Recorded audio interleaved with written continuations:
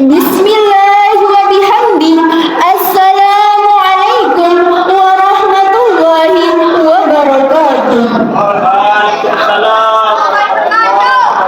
Alhamdulillah, alhamdulillah, alhamdulillahi rabbil alamin. Assalatu wassalamu ala asrafil anbiya'i wal mursalin wa ala alihi wa sahbihi ajma'in, amma ba'du.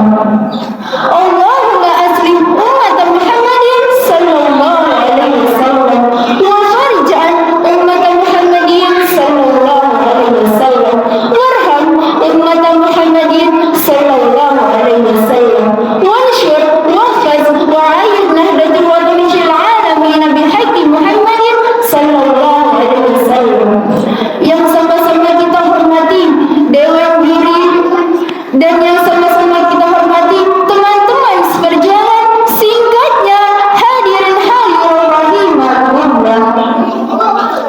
Pertama-tama dan yang paling utama, marilah kita panjatkan puji syukur kita atas kehadirat Allah yang maha agung dan nikmatnya yang tidak bisa terukur, supaya kita bisa bahagia di dunia sampai alam kubur, yang mana Allah telah memberi kita beribu-ribu macam nikmat, dari nikmat terkecil hingga nikmat terbesar.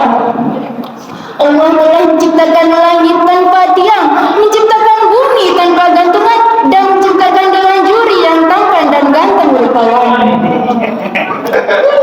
Kedua kalinya, dan tak lupa kita hadirkan sang putra gurun pasir yang berdandan tanpa menggunakan sisir dan minum kopi tanpa menggunakan gula pasir. Beliau Leonor bukan dari Amerika, beliau Cengi bukan dari Cina, beliau Sarukan tapi bukan India, tapi beliau adalah Habibullah putra Abdullah, buah hati Siti Aminah yang bertaital Habibullah, yang berpangkat Rasulullah, yakni Nabi besar kita Nabi Muhammad sallallahu alaihi wasallam. Baiklah, berdirinya saya di sini akan menyampaikan sebuah pidato yang berjudul Keimanan Tidak Bisa Diwariskan. Kita pernah melihat ada seorang penguasa kaya bisa mewariskan harta. Kemudian ada seorang pejabat bisa mewariskan tahta. Tapi kenapa ada seorang ayah ahli ilmu, ahli ibadah, anaknya malah maksiat dan tidak taat? Kenapa itu bisa terjadi? Karena iman tak dapat diwarisi dari seorang ayah yang bertakwa. Ia tak dapat dijual beli, ia tiada di tepian pantai.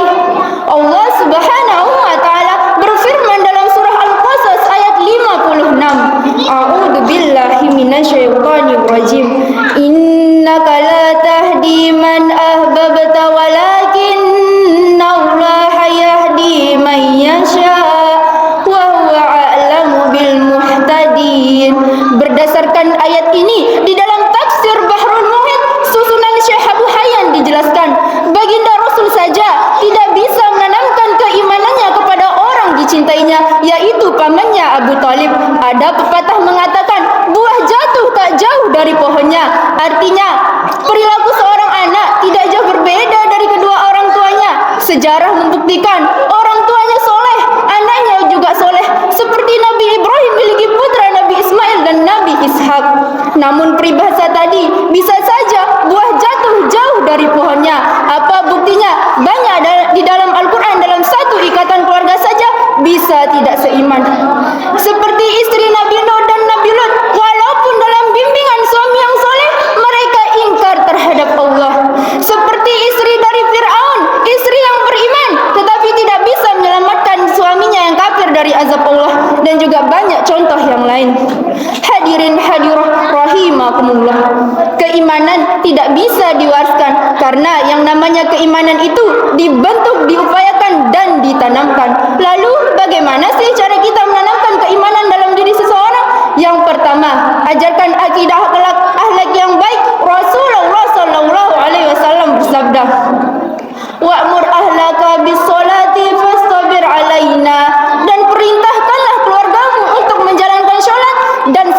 dalam menjalankannya. Sekian pidato dari